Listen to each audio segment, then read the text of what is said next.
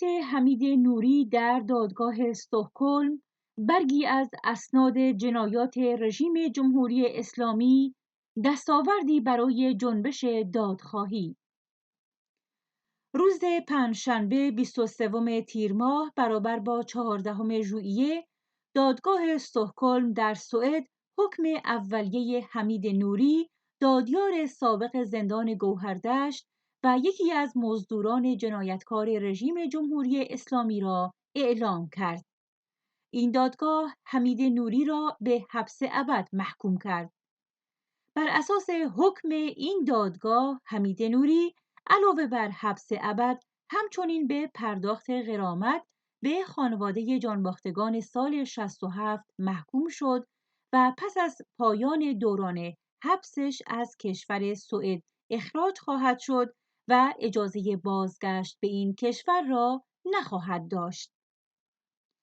حمید نوری با نام مستعار حمید عباسی در جریان سفر به کشور سوئد در روز شنبه 18 آبان ماه 1398 برابر با 9 نوامبر 2019 در فرودگاه آرلاندای استکهلم با حکم دادسرای این شهر بازداشت و روانه زندان شد. دادستانی سوئد 5 مرداد ماه 1400 در اطلاعیه‌ای تحت عنوان پیگرد جنایات جنگی در ایران خبر تحویل کیفرخواست حمید نوری به دادگاه استکهلم را رسما اعلام کرد. بر اساس این کیفرخواست، حمید نوری به دلیل دست داشتن در کشتار زندانیان سیاسی در دهه 60 و در سالهای پایانی جنگ ایران و عراق به جنایت جنگی و نقض حقوق عمومی بین الملل و عمل قتل متهم شده بود. در ادامه این روند روز سه‌شنبه 19 مرداد ماه 1400 یکی از بی‌سابقه ترین محاکمات تاریخ کشور سوئد در یکی از دادگاه‌های استکهلم پایتخت این کشور آغاز گردید. پرونده 10,000 صفحه‌ای کشتار زندانیان سیاسی توسط دژخیمان جمهوری اسلامی که حمید نوری نیز در آن نقش داشته بود، توسط تیمی از متخصصان و کارشناسان حقوق بین الملل، جامعه شناس، روانشناس و اسلام شناس مورد بررسی و تحقیق قرار گرفته بود. دادگاه استکهلم بعد از بیش از 90 جلسه با حضور ده‌ها شاکی و بررسی دقیق اسناد و شواهد که مدت 9 ماه طول کشید، هیچ کدام از دفاعیات حمید نوری و وکلایش را نپذیرفت. تلاش‌ها و کارشکنی‌های رژیم جمهوری اسلامی را حقیر شمرد و سرانجام رأی به محکومیت قطعی حمید نوری داد. دادگاه حمید نوری به عنوان یکی از مجریان قتل عام زندانیان سیاسی در دهه 60 در واقع دادگاهی غیابی سران و بنیانگذاران رژیم جمهوری اسلامی بود که آمران و سازماندهندگان اصلی این کشتار و دفن قربانیان در گورهای گروهی بی‌نام و نشان بودند.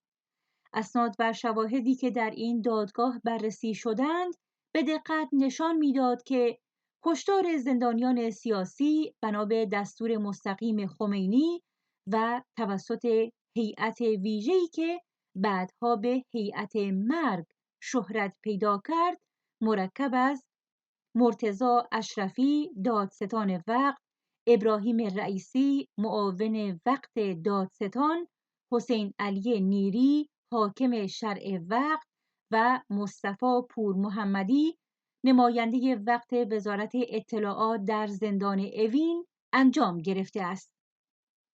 دادگاهی و محکومیت حمید نوری سند یکی از جنایات هولناکی است که در دوران حاکمیت جمهوری اسلامی انجام گرفته است. 34 سال پیش در ماه‌های مرداد و شهریور ماه سال 1367 رژیم اسلامی دست به جنایتی زد که همکنون نیز آثار و اسناد آن شاهد زنده‌ای بر قساوت و درنده‌خویی مقامات رژیم اسلامی هستند. خمینی و مشاوران اصلیش رفسنجانی، خامنه‌ای که نگران گسترش اعتراضات کارگران و مردم ایران بعد از شکست زبونانه رژیم در جنگ ارتجاعی با عراق بودند، با هدف مرعوب کردن مردم به جان آمده از جنگ و فلاکت اقتصادی برای کشتار زندانیان برنامه ریزی کردند. پروژه قتل عام و کشتار زندانیان سیاسی در زندانهای ایران از روز جمعه 28 تیر ماه سال 1367 تنها یک روز بعد از سرکشیدن جام زهر و پذیرش آتش بس در جنگ ارتجاعی ایران و عراق و بر اساس فرمان خمینی رهبر رژیم اسلامی آغاز شد. هیئت مرگ مسئول اجرای پروژه کشتار زندانیان سیاسی شدند. در آن روز ارتباط زندانهای اصلی ایران با دنیای خارج به تمامی قطع شد و طی حدود 2 ماه جنایتی رقم خورد که جامعه ایران را تا سالها در اندوهی مرگبار فرو برد. بعد از این جنایت هولناک که سران جمهوری اسلامی در کمال سنگدلی حتی پیکر بیجان این عزیزان را نیز به خانواده‌هایشان تحویل ندادند، مادران و خانواده‌های این قربانیان و جنبش آزادیخواهی در ایران این توحش اسلامی را هیچگاه از یاد نبردند و از دادخواهی کوتاه نیامدند. به این اعتبار دادگاهی و محکومیت حمید نوری یک دستاورد تاریخی و نقطه عطفی برای جنبش دادخواهی مردم ایران در مبارزه بیوقفه برای به محاکمه کشاندن جانیان رژیم جمهوری اسلامی است. این دستاورد را باید به مادران و خانواده‌های جانباختگان و به جنبش دادخواهی شادباش گفت و تلاش نمود با محکومیت حمید نوری در یک پروسه شفاف حقوقی صدای جنبش دادخواهی در ایران را رساتر از هر زمانی به گوش جهانیان رساند. محکومیت حمید نوری یک بار دیگر داغ ننگ و رسوایی را بر پیشانی تمام دولت‌های سرمایه‌داری غربی، این مدافعان دروغین حقوق بشر کوبید. محکومیت حمید نوری که برگی از کارنامه جنایتبار رژیم جمهوری اسلامی به شمار می آید، همه دولت‌های غربی را در مقابل این پرسش قرار می دهد که چگونه ممکن است ابراهیم رئیسی عضو هیئت مرگ در کشتار سال 67 و از عاملان جنایت علیه بشریت مصون از مجازات باشد و در مجامع بین المللی به عنوان رئیس جمهور پذیرفته شود. محکومیت یکی از مزدوران جنایتکار حکومت اسلامی سرمایه‌داران ایران در شرایطی رقم می‌خورد که رژیم در بحرانی عمیق و همه جانبه دست و پا می‌زند و از پاسخگویی به نیازهای اولیه توده‌های مردم کارگر و زحمتکش عاجز و درمانده است و تحت فشار اعتصابات کارگری و اعتراضات توده‌ای در منگنه قرار گرفته و انسجام خود را از دست داده است. تردیدی نیست که در روند پیشروی و تکامل مبارزات کارگری و توده‌ای ملزومات سرنگونی انقلابی حکومت اسلامی سرمایه‌داران را فراهم می‌آورد و این رژیم به زیر کشیده می شود و سران و مهره‌های جنایتکار آن در دادگاه‌های مردمی به سزای اعمالشان خواهند رسید.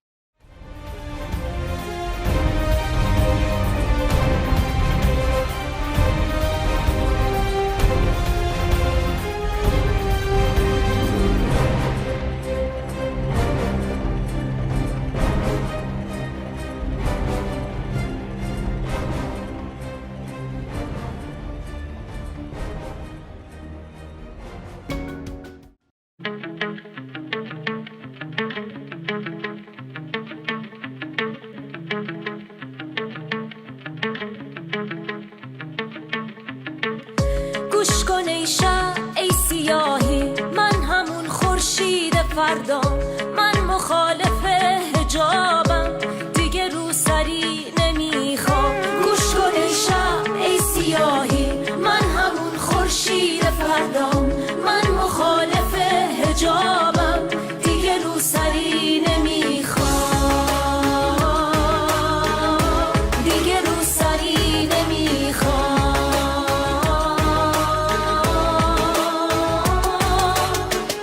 حقم توی خیابون باد بپیچه توی موهام، حقمه بدون تهدید بگذره روزا و شبها.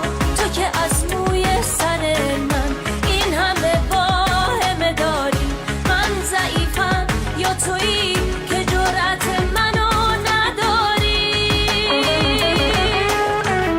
گوش کن ای شب ای سیاهی، من همون خورشید فردام، من مخالف حجابم، دیگه رو سری نمیخوام.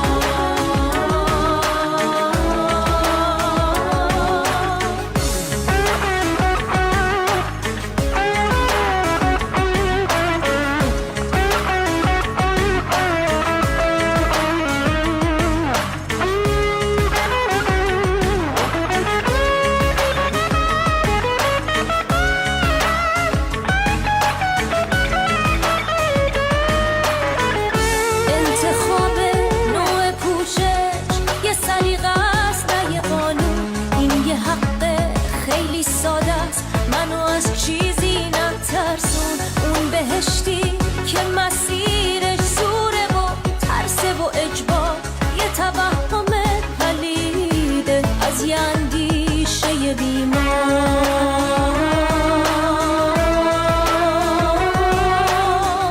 گوش کن ای شب ای سیاهی، من همون خورشید فردا، من مخالف حجابم، دیگه رو سری نمیخوام، منو از چیزی نترسون. من همینم که همینم، تو دیگه تموم کارت، دارم اون روزو میبینم.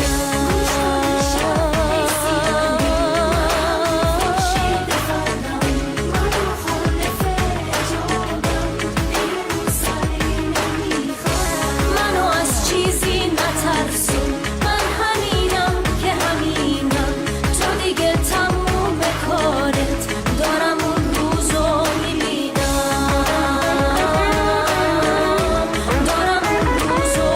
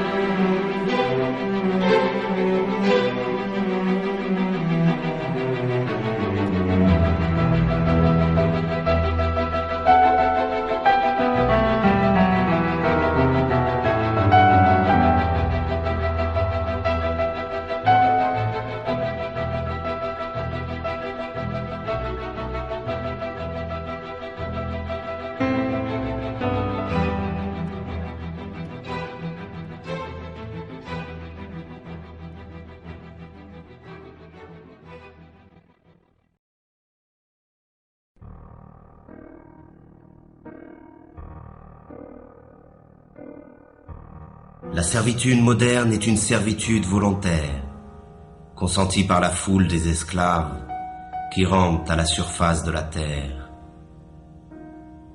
Ils achètent eux-mêmes toutes les marchandises qui les asservissent toujours un peu plus. Ils courent eux-mêmes derrière un travail toujours plus aliénant, que l'on consent généreusement à leur donner s'ils sont suffisamment sages. Ils choisissent eux-mêmes les maîtres qu'ils devront servir. Pour que cette tragédie mêlée d'absurdité ait pu se mettre en place, il a fallu tout d'abord ôter aux membres de cette classe toute conscience de son exploitation et de son aliénation. Voilà bien l'étrange modernité de notre époque. Contrairement aux esclaves de l'Antiquité, aux serfs du Moyen-Âge ou aux ouvriers des premières révolutions industrielles, nous sommes aujourd'hui devant une classe totalement asservie, mais qui ne le sait pas, ou plutôt, qui ne veut pas le savoir. Ils ignorent par conséquent la révolte, qui devrait être la seule réaction légitime des exploités. Ils acceptent sans discuter la vie pitoyable que l'on a construite pour eux. Le renoncement et la résignation sont la source de leur malheur. Voilà le mauvais rêve des esclaves modernes, qui n'aspirent finalement qu'à se laisser aller dans la danse macabre du système de l'aliénation.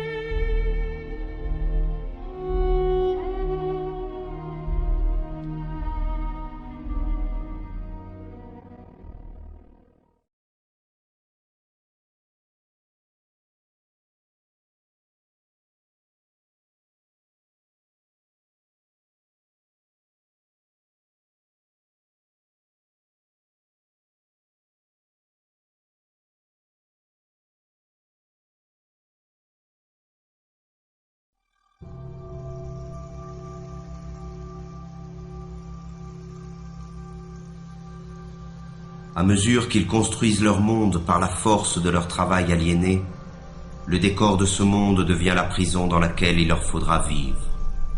Un monde sordide, sans saveur ni odeur, qui porte en lui la misère du mode de production dominant. Ce décor est en perpétuelle construction. Rien n'y est stable. La réflexion permanente de l'espace qui nous entoure trouve sa justification dans l'amnésie généralisée et l'insécurité dans lesquelles doivent vivre ses habitants.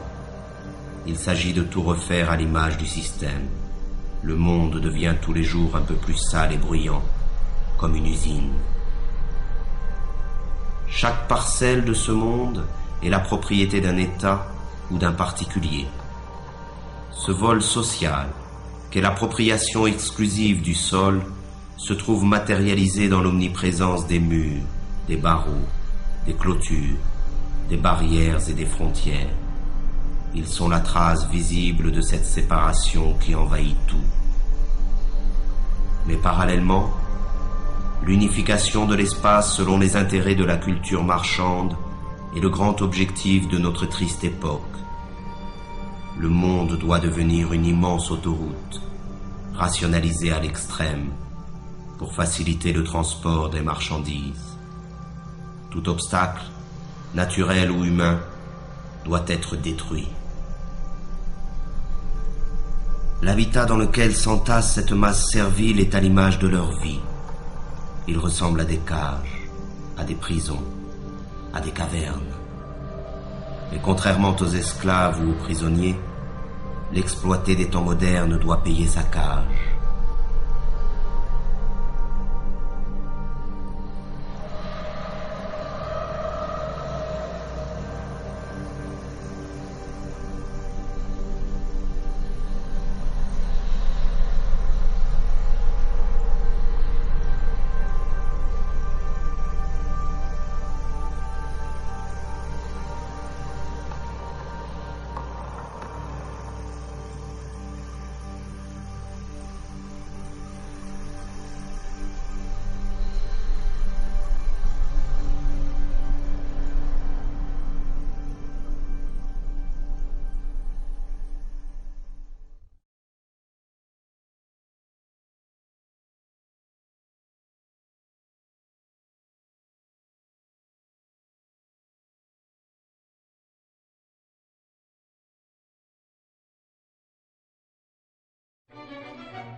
Et c'est dans ce logis étroit et lugubre qu'il entasse les nouvelles marchandises qui devraient, selon les messages publicitaires omniprésents, lui apporter le bonheur et la plénitude.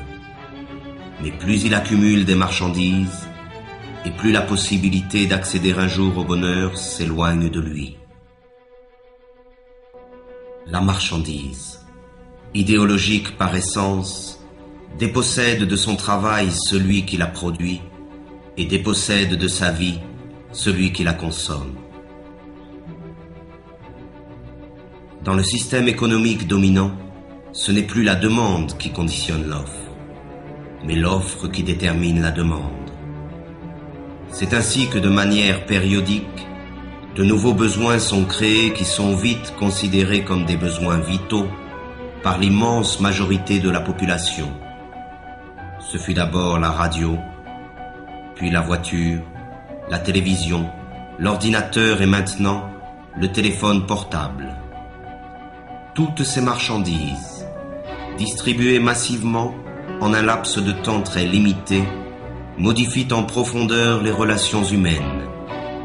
Elles servent d'une part à isoler les hommes un peu plus de leurs semblables et d'autre part à diffuser les messages dominants du système. Les choses qu'on possède finissent par nous posséder.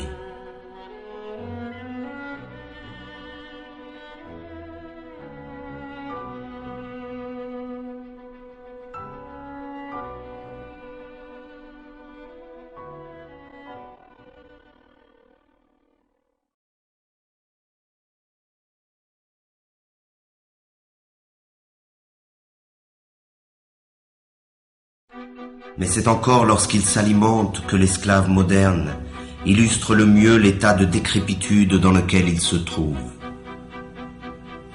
Disposant d'un temps toujours plus limité pour préparer la nourriture qu'il ingurgite, il en est réduit à consommer à la va-vite ce que l'industrie agrochimique produit.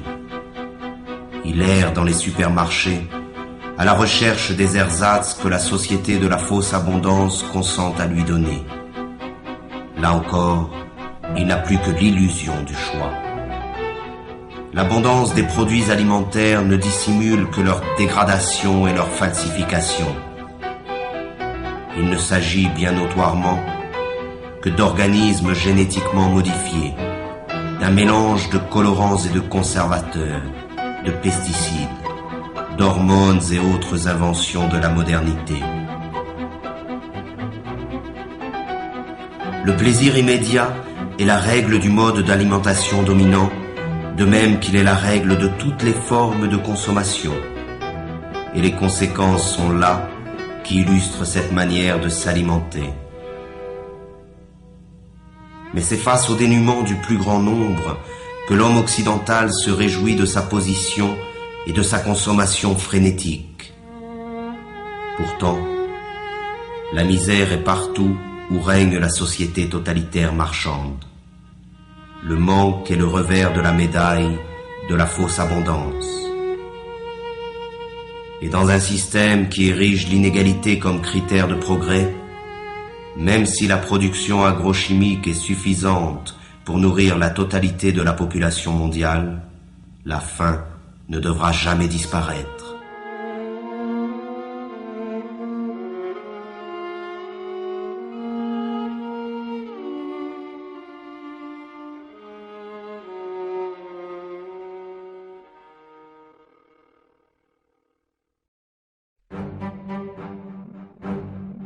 L'autre conséquence de la fausse abondance alimentaire est la généralisation des usines concentrationnaires et l'extermination massive et barbare des espèces qui servent à nourrir les esclaves.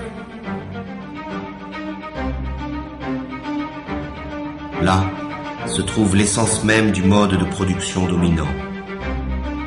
La vie et l'humanité ne résistent pas face au désir de profit de quelques-uns.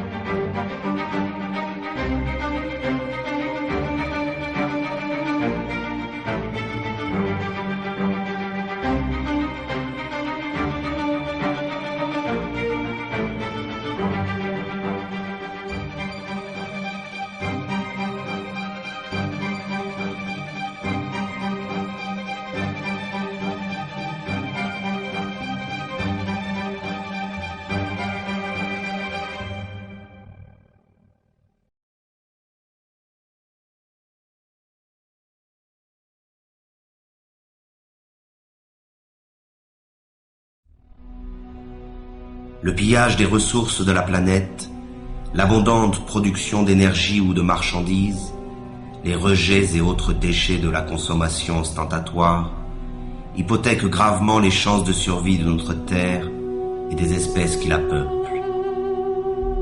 Mais pour laisser libre cours au capitalisme sauvage, la croissance ne doit jamais s'arrêter.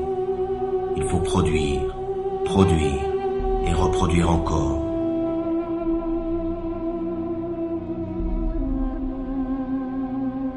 Et ce sont les mêmes pollueurs qui se présentent aujourd'hui comme les sauveurs potentiels de la planète.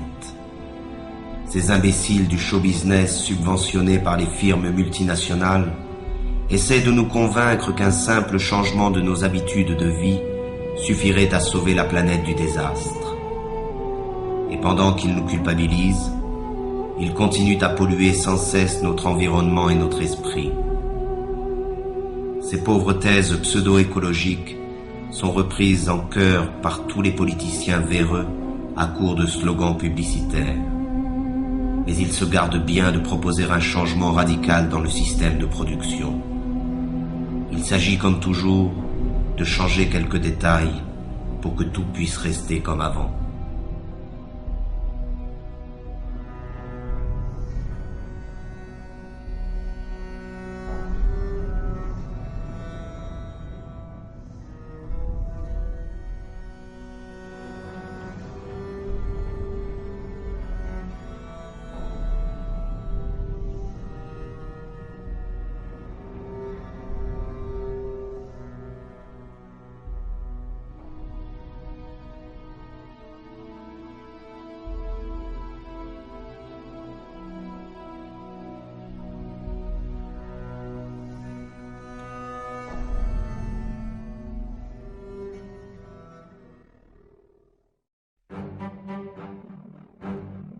Mais pour rentrer dans la ronde de la consommation frénétique, il faut de l'argent. Et pour avoir de l'argent, il faut travailler, c'est-à-dire se vendre. Le système dominant a fait du travail sa principale valeur. Et les esclaves doivent travailler toujours plus pour payer à crédit leur vie misérable. Ils s'épuisent dans le travail, perdent la plus grande part de leur force vitale et subissent les pires humiliations. Ils passent toute leur vie à une activité fatigante et ennuyeuse pour le profit de quelques-uns. L'invention du chômage moderne est là pour les effrayer et les faire remercier sans cesse le pouvoir de se montrer généreux avec eux. Que pourraient-ils bien faire sans cette torture qu'est le travail ? Et ce sont ces activités aliénantes que l'on présente comme une libération. Quelle déchéance et quelle misère!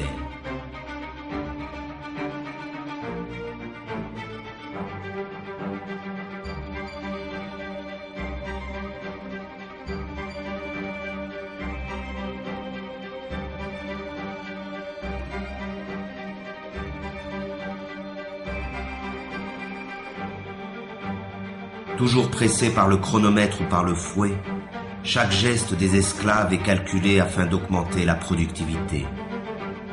L'organisation scientifique du travail constitue l'essence même de la dépossession des travailleurs, à la fois du fruit de leur travail, mais aussi du temps qu'ils passent à la production automatique des marchandises ou des services.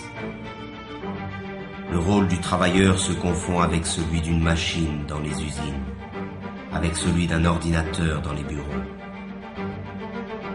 Le temps perdu ne revient plus. Ainsi, chaque travailleur est assigné à une tâche répétitive, qu'elle soit intellectuelle ou physique. Il est spécialiste dans son domaine de production. Cette spécialisation se retrouve à l'échelle de la planète dans le cadre de la Division internationale du travail. On conçoit en Occident, on produit en Asie et l'on meurt en Afrique.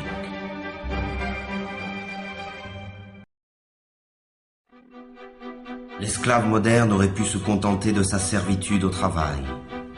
Mais à mesure que le système de production colonise tous les secteurs de la vie, le dominé perd son temps dans les loisirs, les divertissements et les vacances organisées.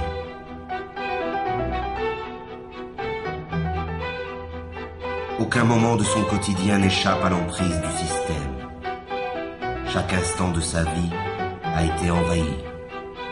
C'est un esclave à temps plein.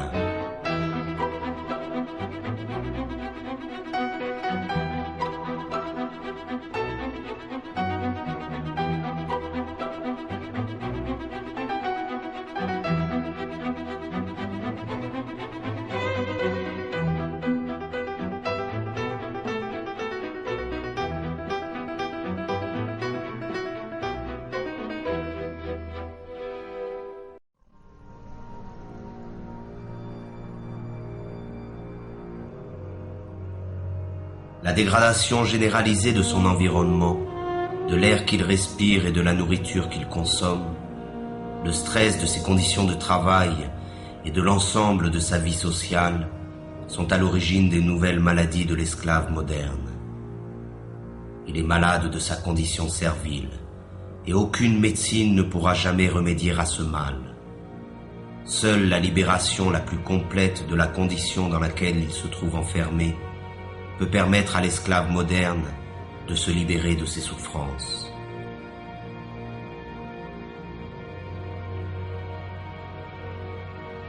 La médecine occidentale ne connaît qu'un remède face aux maux dont souffrent les esclaves modernes, la mutilation. C'est à base de chirurgie, d'antibiotiques ou de chimiothérapie que l'on traite les patients de la médecine marchande. On s'attaque aux conséquences du mal sans jamais en chercher la cause. Cela se comprend autant que cela s'explique. Cette recherche nous conduirait inévitablement vers une condamnation sans appel de l'organisation sociale dans son ensemble. De même qu'il a transformé tous les détails de notre monde en simples marchandises, le système présent a fait de notre corps une marchandise, un objet d'étude et d'expérience livré aux apprentis sorciers de la médecine marchande et de la biologie moléculaire. Et les maîtres du monde sont déjà prêts à breveter le vivant.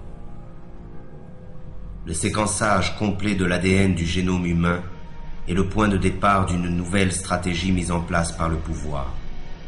Le décodage génétique n'a d'autre but que d'amplifier considérablement les formes de domination et de contrôle.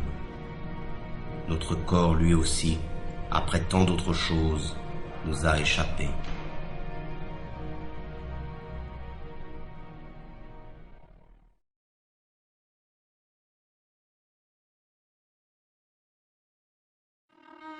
Le meilleur de sa vie lui échappe, mais il continue, car il a l'habitude d'obéir depuis toujours. L'obéissance est devenue sa seconde nature. Il obéit sans savoir pourquoi, simplement parce qu'il sait qu'il doit obéir.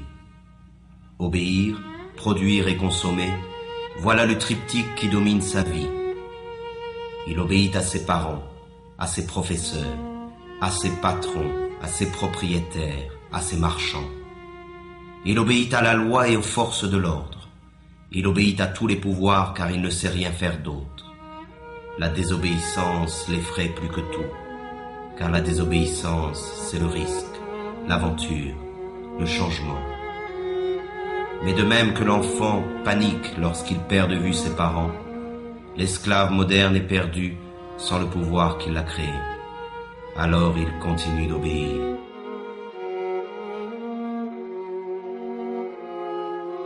C'est la peur qui a fait de nous des esclaves et qui nous maintient dans cette condition. Nous nous courbons devant les maîtres du monde et leur police. Nous acceptons cette vie d'humiliation et de misère par crainte. Nous disposons pourtant de la force du nombre face à cette minorité qui gouverne. Leur force à eux, ils ne la retirent pas de leur police, mais bien de notre consentement. Nous justifions notre lâcheté devant l'affrontement légitime contre les forces qui nous oppriment par un discours plein d'humanisme moralisateur. Le refus de la violence révolutionnaire est ancré dans les esprits de ceux qui s'opposent au système au nom des valeurs que ce système nous a lui-même enseignées. Mais le pouvoir, lui, n'hésite jamais à utiliser la violence quand il s'agit de conserver son hégémonie.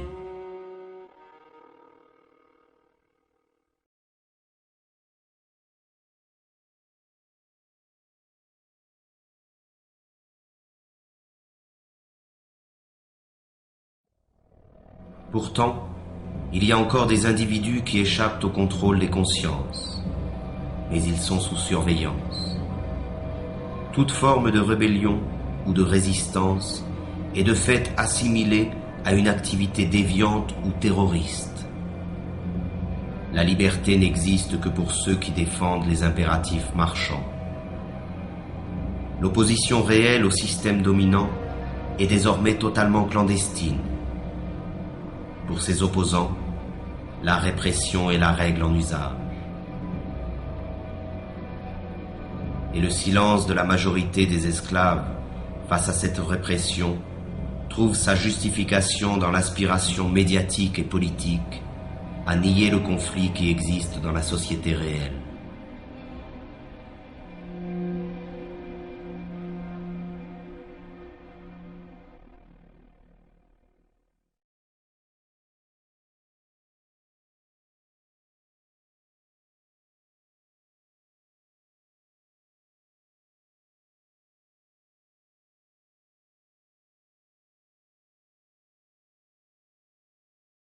Comme tous les êtres opprimés de l'histoire, l'esclave moderne a besoin de sa mystique et de son Dieu pour anesthésier le mal qui le tourmente et la souffrance qui l'accable.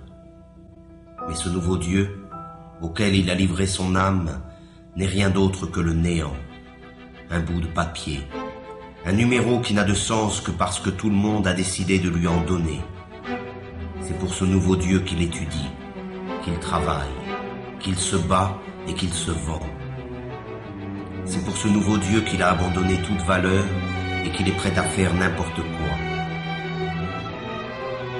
Il croit qu'en possédant beaucoup d'argent, il se libérera des contraintes dans lesquelles il se trouve enfermé, comme si la possession allait de pair avec la liberté. La libération est une ascèse qui provient de la maîtrise de soi. Elle est un désir et une volonté en acte. Elle est dans l'être et non dans l'avoir. Mais encore faut-il être résolu à ne plus servir, à ne plus obéir. Encore faut-il être capable de rompre avec une habitude que personne, semble-t-il, n'ose remettre en cause.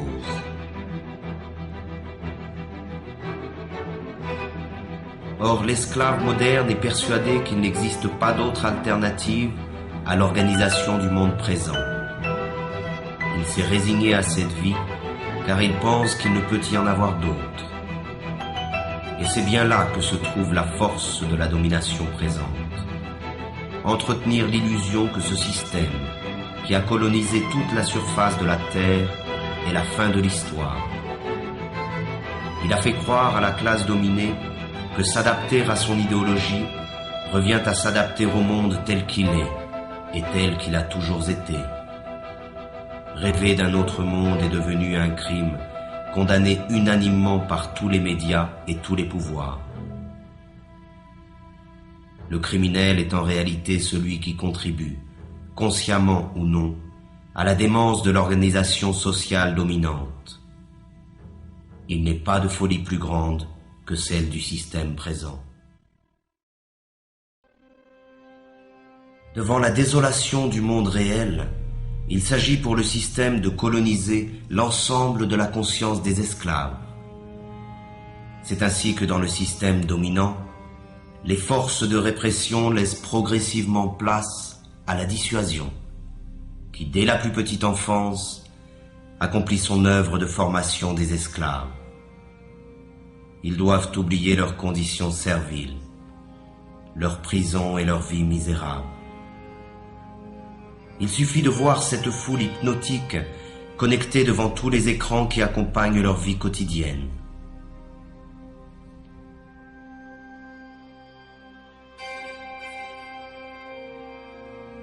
Ils trompent leur insatisfaction permanente dans le reflet manipulé d'une vie rêvée, faite d'argent, de gloire et d'aventure.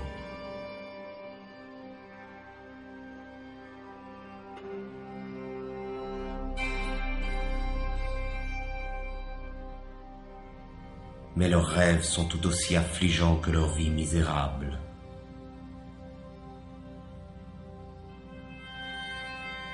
Il existe des images pour tous et partout. Elles portent en elles le message idéologique de la société moderne et servent d'instruments d'unification et de propagande. Elles croissent à mesure que l'homme est dépossédé de son monde et de sa vie.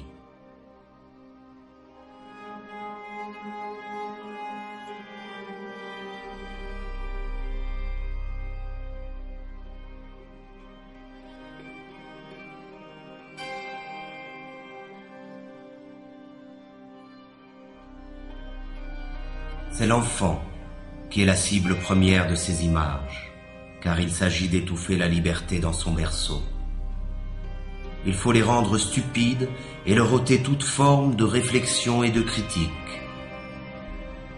Tout cela se fait bien entendu avec la complicité déconcertante de leurs parents, qui ne cherchent même plus à résister face à la force de frappe cumulée de tous les moyens modernes de communication. Ils achètent eux-mêmes toutes les marchandises nécessaires à l'asservissement de leur progéniture. Ils se dépossèdent de l'éducation de leurs enfants et la livrent en bloc au système de l'abrutissement et de la médiocrité. Il y a des images pour tous les âges et pour toutes les classes sociales, et les esclaves modernes confondent ces images avec la culture et parfois même avec l'art. On fait appel aux instincts les plus sordides pour écouler les stocks de marchandises. Et c'est encore la femme, doublement esclave dans la société présente, qui en paie le prix fort. Elle en est réduite à être un simple objet de consommation. La révolte elle-même est devenue une image que l'on vend pour mieux en détruire le potentiel subversif. L'image est toujours aujourd'hui la forme de communication la plus simple et la plus efficace. On construit des modèles, on abrutit les masses, on leur ment, on crée des frustrations. On diffuse l'idéologie marchande par l'image, car il s'agit encore et toujours du même objectif: vendre des modes de vie ou des produits, des comportements ou des marchandises, peu importe, mais il faut vendre.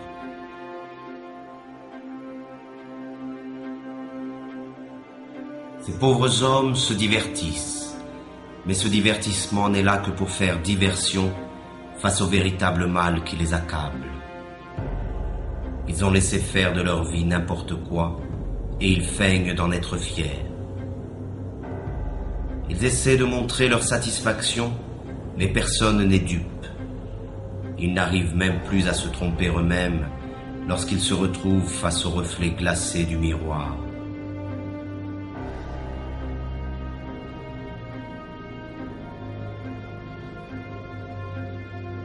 Ainsi, ils perdent leur temps devant des imbéciles censés les faire rire ou les faire chanter, les faire rêver ou les faire pleurer.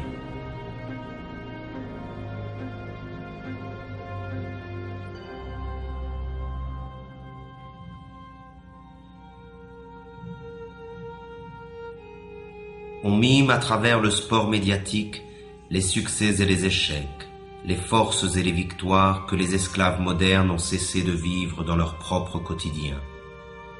Leur insatisfaction les incite à vivre par procuration devant leur poste de télévision.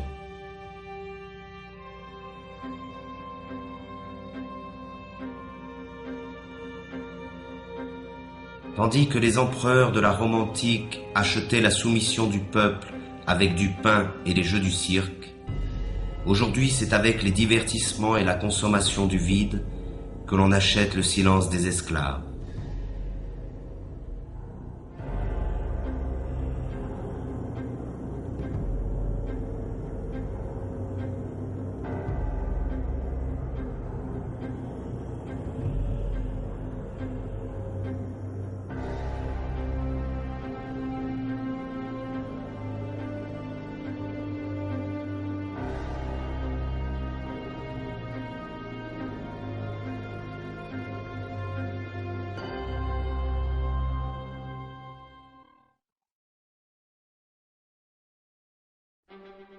La domination sur les consciences passe essentiellement par l'utilisation viciée du langage, par la classe économiquement et socialement dominante. Étant détenteur de l'ensemble des moyens de communication, le pouvoir diffuse l'idéologie marchande par la définition figée, partielle et partiale qu'il donne des mots. Les mots sont présentés comme neutres et leur définition comme allant de soi. Mais sous le contrôle du pouvoir, le langage désigne toujours autre chose que la vie réelle. C'est avant tout un langage de la résignation et de l'impuissance, le langage de l'acceptation passive des choses telles qu'elles sont et telles qu'elles doivent demeurer. Les mots travaillent pour le compte de l'organisation dominante de la vie, et le fait même d'utiliser le langage du pouvoir nous condamne à l'impuissance. Le problème du langage est au centre du combat pour l'émancipation humaine. Il n'est pas une forme de domination qui se surajoute aux autres. Il est le cœur même du projet d'asservissement du système totalitaire marchand. C'est par la réappropriation du langage, et donc de la communication réelle entre les personnes, que la possibilité d'un changement radical émerge de nouveau. C'est en cela que le projet révolutionnaire rejoint le projet poétique. Dans l'effervescence populaire, la parole est prise et réinventée par des groupes étendus. La spontanéité créatrice s'empare de chacun et nous rassemble tous.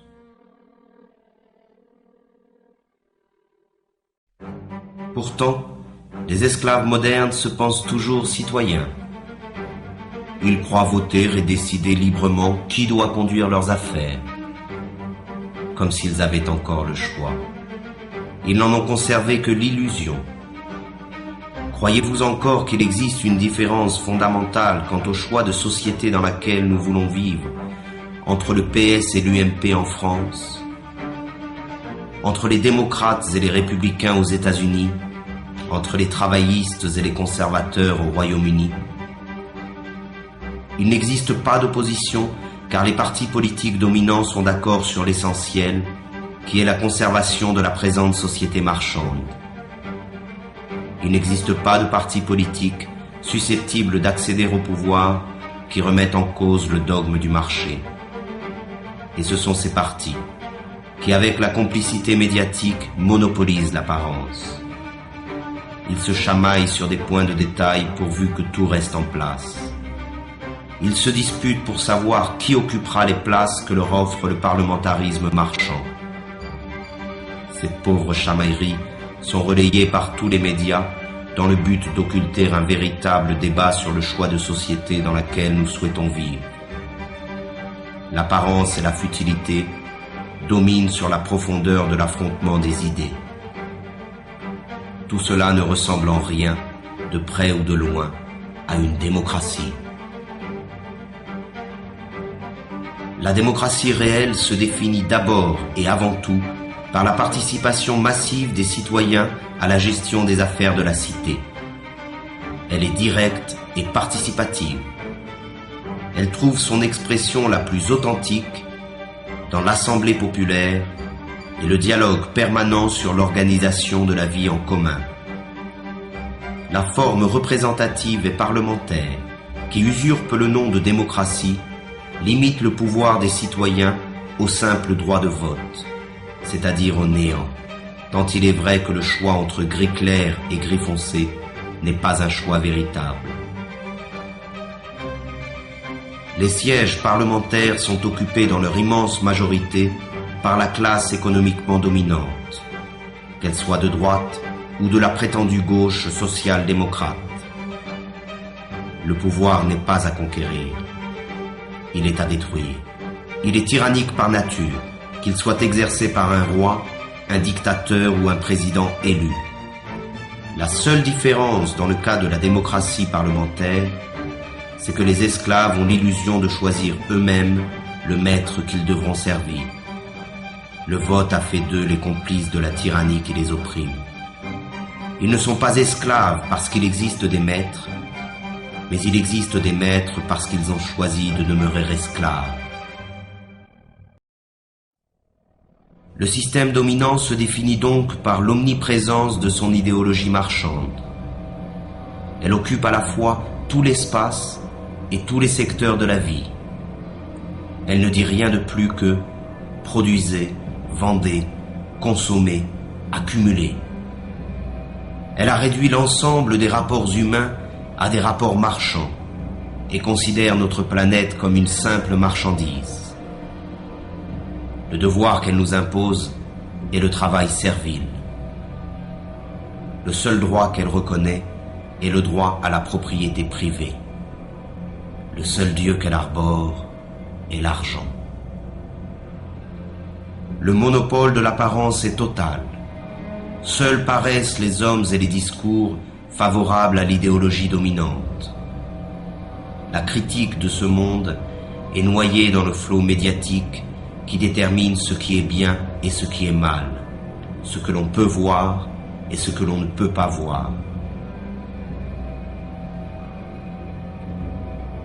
Omniprésence de l'idéologie, culte de l'argent, monopole de l'apparence, parti unique sous couvert du pluralisme parlementaire, absence d'une opposition visible, répression sous toutes ses formes, volonté de transformer l'homme et le monde. Voilà le visage réel du totalitarisme moderne, que l'on appelle démocratie libérale, mais qu'il faut maintenant appeler par son nom véritable, le système totalitaire marchand. L'homme, la société et l'ensemble de notre planète sont au service de cette idéologie. Le système totalitaire marchand a donc réalisé ce qu'aucun totalitarisme n'avait pu faire avant lui, unifier le monde à son image.